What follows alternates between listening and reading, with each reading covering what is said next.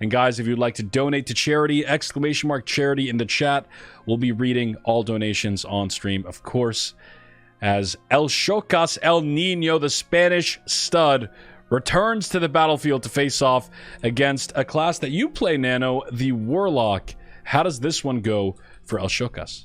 This one, it basically means dead NCR. Like, this undead rogue is the counter to all things Warlock.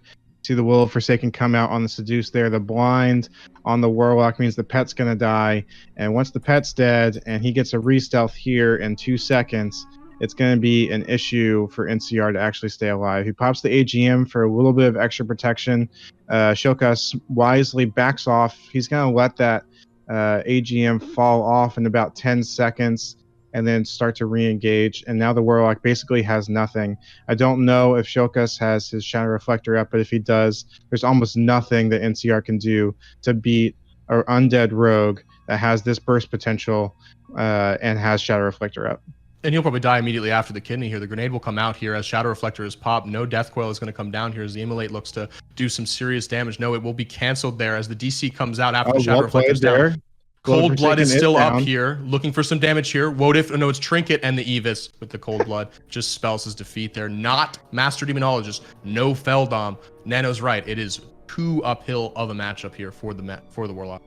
I mean, when you play some matchups in Vanilla WoW are pretty rock paper scissors, and if Warlock is paper, Undead Rogue is as scissors as it gets for them. So it's a pretty tough uphill matchup. He did end up landing that Death Coil and landed the Fear with Will the Forsaken down, but it still wasn't enough to close out the Undead Rogue.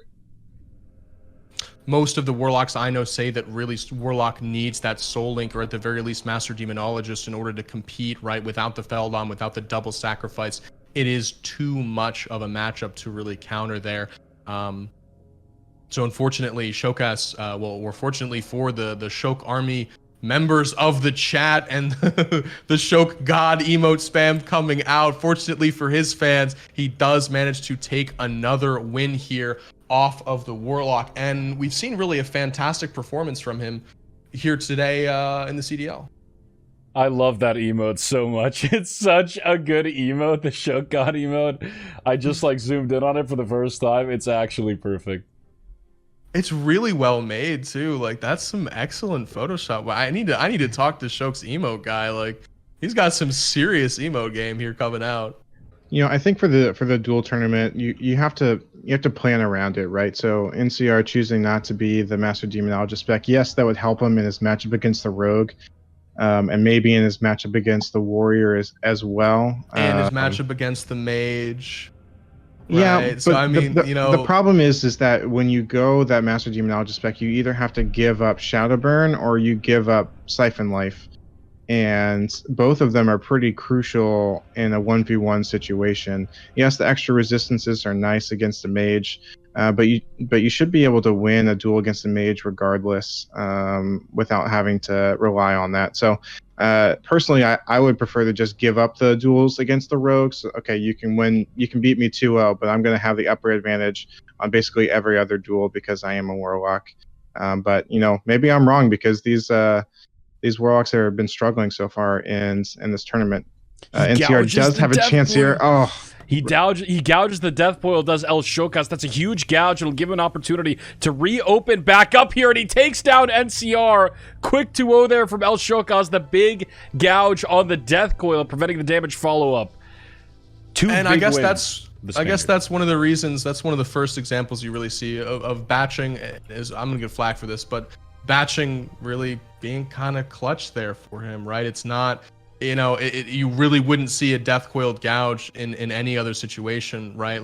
Except with 400 millisecond batch, and that'd be very, very hard to do on something like 100 or Blizzard's current modern 15-second, more or less, batching window that they have. It's dynamic around 5 to 15 milliseconds. So, great gouge there coming out from him, batching, saving him in that matchup there. And the Evis coming out with the Crusader proc means so much damage goes down in that small window.